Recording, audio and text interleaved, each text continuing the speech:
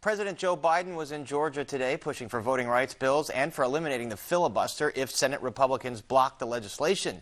Take a look. I believe that the threat to our democracy is so grave that we must find a way to pass these voting rights bills. Debate them, vote, let the majority prevail. And if that bare minimum is blocked, we have no option but to change the Senate rules, including getting rid of the filibuster for this. And joining us now to talk about voting rights and much more are Congressman Mike Quigley, a Democrat from Chicago's North Side, Congresswoman Cheri Bustos, a Democrat from Moline, and Congressman Krishnamurthi, a Democrat from Schaumburg. We invited all the Republicans in Illinois' congressional delegation to join our conversation tonight, and none accepted. But we do thank you all for being back here with us. First with you, Congressman Quigley. A lot of voting rights groups are saying, well, what took him so long? Does this speech today give this movement to abolish the filibuster, or at least in this instance for voting rights, any momentum? You know, I think it does, and he said it right?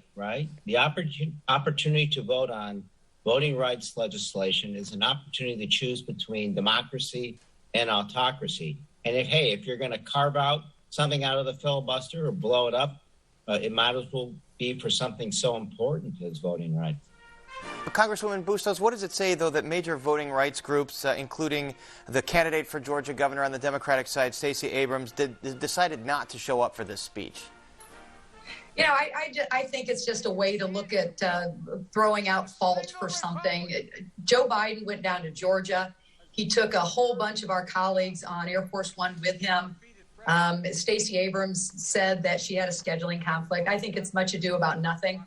I think the message that we want to take away from this is just the sacredness of our elections and how we have to get this right. We now have 19 states that have passed more than 30 laws that impact in a real way everything from if you want to pass out water or food when somebody's in a long, hot line in Georgia to something even more sinister, and that is that the Republican lawmakers can actually appoint people to replace the election board so they get the right outcome. That is messing with people's votes. And you think about it, if I go and I vote for Mike Quigley for Congress and he gets the vast majority of the votes, how dare anybody think they can come in and reverse that? But those are the kind of laws that we're dealing with right now. And I want to get to the specifics of those issues in a bit, but first back to the filibuster, where it's pretty common knowledge that any chance for any of these bills to pass, it would take abolishing the filibuster, at least in this instance. There are many different options for doing it. Congressman Krishnamoorthi, what is the most likely option that would have success? Well, I think that in this particular case, the stakes are so high.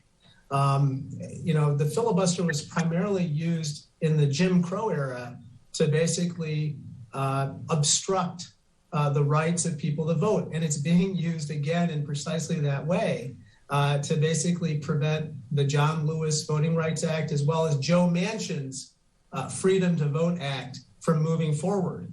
So I think the most likely path here is to basically get the caucus, the Democratic caucus, to unanimously adopt a carve-out in this particular case to allow this particular piece of legislation, the Freedom to Vote Act and the John Lewis Voting Rights Act, to move forward.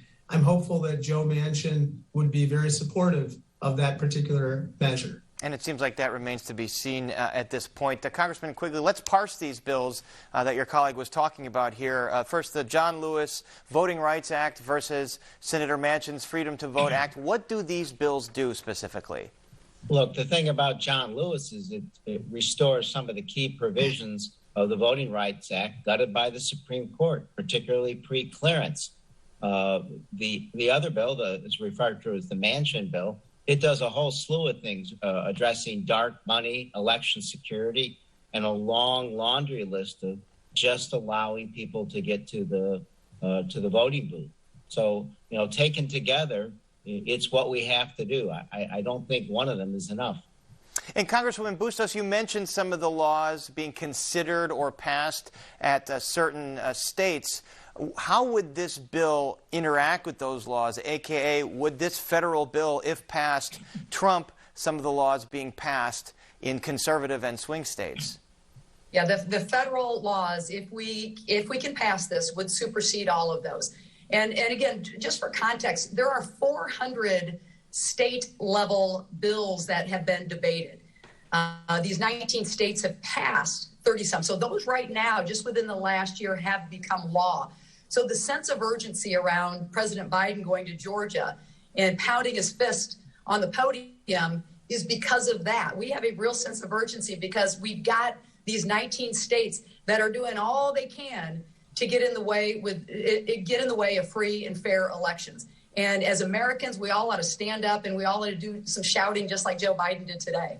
And Congressman Krishnamoorthi, perhaps a more bipartisan route being talked about here is a fix to the Electoral Reform Act, which would prevent a situation like in 2020 where the former president tried to subvert the Electoral College results. Explain to us what the Electoral Reform Act would do.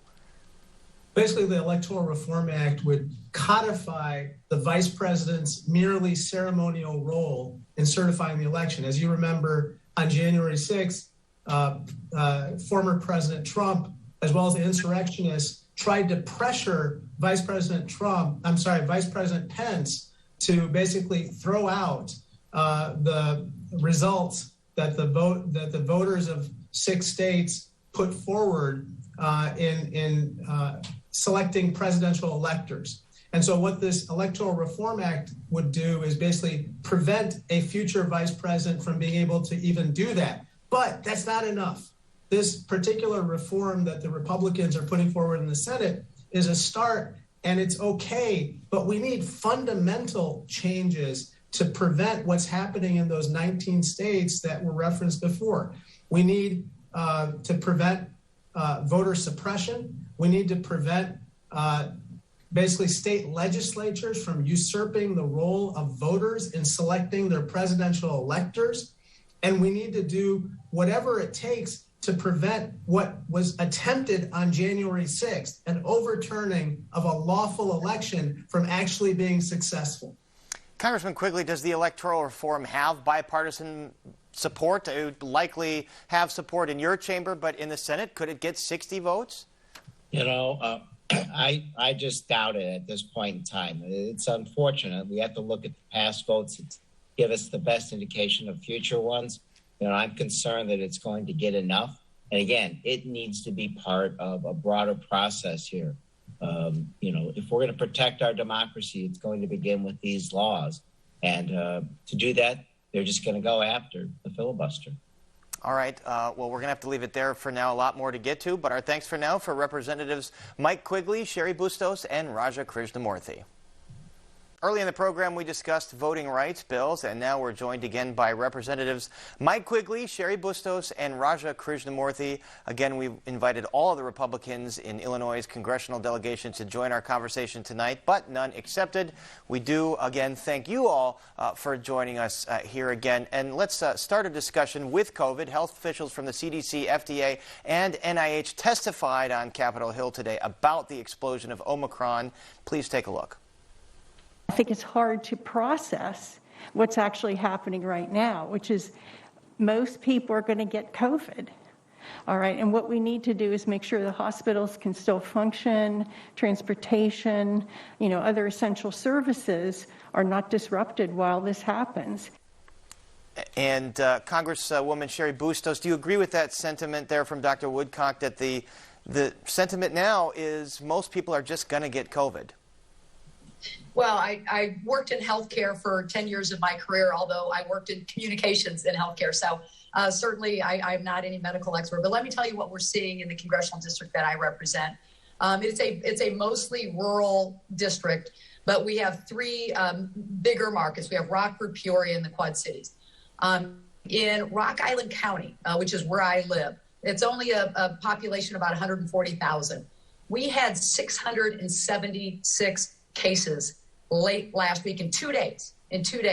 So we are now to the point where our hospital, one of our hospitals up in Rockford, is no longer taking elective surgeries. We have another hospital that every one of the ICU beds is taken up. Look, I worked with so many doctors and nurses over my decade in healthcare, and I still keep in touch with many of them. They are worn out.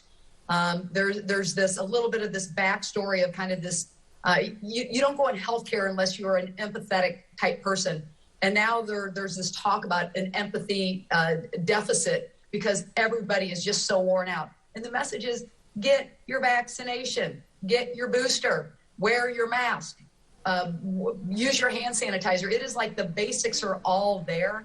And we cannot continue to stress our healthcare system beyond it seems, and that's where we are right now. And we certainly have heard those same sentiments from healthcare officials in recent weeks. Congressman Krishnamoorthi, part of the Biden plan is to send up to 8 at-home tests to all Americans to have reimbursed by insurance. So when a constituent comes to you and asks you, how do I get my hands on a test and will it be free, what is your answer to them? The answer is that it will be free and that you will receive these tests. Of course, right now, people are trying to get tests and they're having a hard time, honestly. They're not able to access these rapid tests at their local pharmacies. They're not able to get the PCR tests back quickly enough to make judgments about, whether they should isolate or how do they approach their affairs at work and so forth. And so I think those plans to get tests are going to be very useful, especially as we deal with future variants. Right now, I think the most important thing is, as Cheri alluded to, making sure that you get your vaccinations, get your boosters, and then you isolate and quarantine as necessary. My wife happens to be a physician, and 50% of her patients are COVID positive right now in the hospital. And so this is extremely nerve-wracking for folks. And I think we just have to, at this point, play it safe and make sure that everyone tries to stay out of the hospital. And vaccinations are the best way to do that. Congressman Quigley, does there need to be more of a federal response beyond just sending tests? For instance, sending more federal assistance to hospitals. Sure, the hospitals are going to need it. Our caregivers are going to need it. Schools and other institutions are going to need it to put systems in place to protect everyone. But the bottom line is still back to vaccinations. Unvaccinated people are 6 times more likely to test positive, 9 times more likely to be hospitalized, 14 times more likely to die from COVID. So, we're probably going to be with COVID for a long time. And a large part of that reason is the fact that there are still people out there who refuse to be vaccinated. Congressman Quigley, I'll stick with you here because there are a bunch of Chicago public schools in your congressional district. Do you agree with the mayor and President Biden that those students need to be in school despite the wave of Omicron right now? They need to be in school, but we need protections in place. Part of that has to do with getting kids vaccinated and putting all the other systems, including screening and protective equipment out there to protect the teachers, the staff, and, of course, the kids. And is there more federal assistance on its way for those initiatives? Well, I don't know exactly where CPS is with the assistance they already got. But we need to make sure they have everything they need to get the job done. All right, I want to talk a little bit of politics. Congresswoman Cheri Bustos, 24 House Democrats announced they're retiring next year. That you're among those Democrats. Does that say that it's going to be very difficult for Democrats to keep the House? No, I think it says that, I can speak for myself. I've been in office, it'll be 5 terms by the time I'm done. It'll be 10 years, a full decade. And for me, it's just on to my next chapter. I am not by any means abandoning ship. I'm going to do everything I can to make sure that the seat that I've represented since 2013 is represented by somebody who's great. And we've got some wonderful candidates. And I think as you look at the others, it's either people wanting to move on to their next chapter in life, people who want to spend time with their grandkids, people who want more family time, or people who are just ready for something else. But look, I think I ran the political arm of House Democrats for the previous cycle, and it takes all kinds of strategy to be successful at the ballot box. But I'm confident that we're going to have great candidates running all over this country, and we have to gear up for that. We've got basically about 10-ish months to go before that November election. And I think we're going to be ready for it. And Congressman, that is going to be a slightly different district because of some of the redrawn maps there. Congressman Krishnamoorthi, the president's approval ratings aren't very high relatively right now. What do you think Democrats have to do in the next 10 months to make sure that they don't lose the House or the Senate? Well, I think what we have to do is deliver for the American people. We have to get things done. Obviously, we've been talking about BBB, but as I said the other day, I think we need to get into GGG, get governance going. Whatever components of that particular bill that we can actually pass and get signed into law, whether it's prescription drug price reforms, universal preschool, or expanded child tax credits, we need to get that done because my constituents want it. We also need to tackle inflation and, of course, COVID and the other kitchen table topics that people are discussing every day. And Congressman Quigley, are there any of those singular components of that Build Back Better bill that have momentum on their own right now? If I had to read into what the Senate's doing, I'm just not sure. I mean, they're all important to me. I mean, obviously, climate change, the tax credit for kids is going to run out. The child tax credit's going to run out now. This is the last week that's there. That lifted half of America's children out of poverty. That's extraordinarily important. But let me just address what you just asked. The bottom line is we can't be defeatists. There's a lot to talk about. We're still trying to pass Build Back Better, but we passed a generational infrastructure bill, and we're going to start seeing the benefits of that in March as the cranes go up and construction begins on rebuilding our country. And the debate ramps up now on voting rights, among other things, and we're going to have to leave it there. Our thanks to Representatives Mike Quigley, Cheri Bustos, and Raja Krishnamoorthi. Thanks so much. Thank you. Thank you, Paris. Thank you.